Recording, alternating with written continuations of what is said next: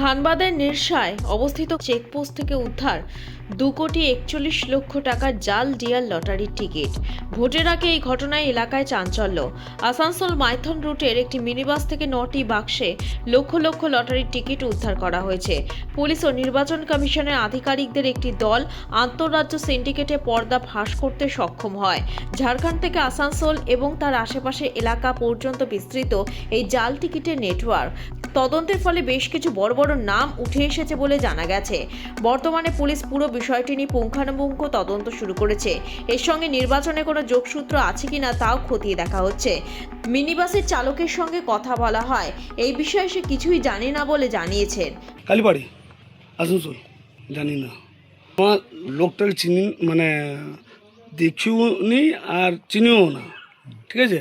ও এলো আমার কাছে, মানে জাস্ট আমি ঘুরে বেরিয়েছিলাম আসানসোল, মাল আছে তো এমনি মাল ফাল তো যাই আসানসোল থেকে মাইথনতে, আমি কী করে জানতে পারবো ভিতরে লটারি আছে।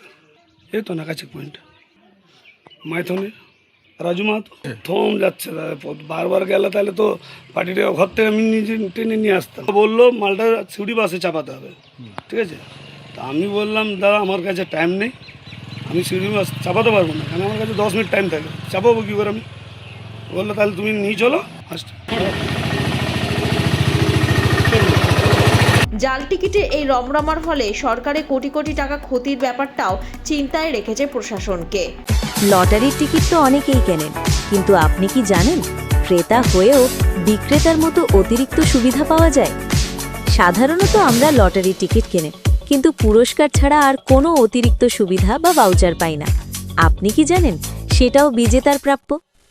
এই সুযোগটাই দিচ্ছে নিউ বঙ্গশ্রী লটারি সেন্টার।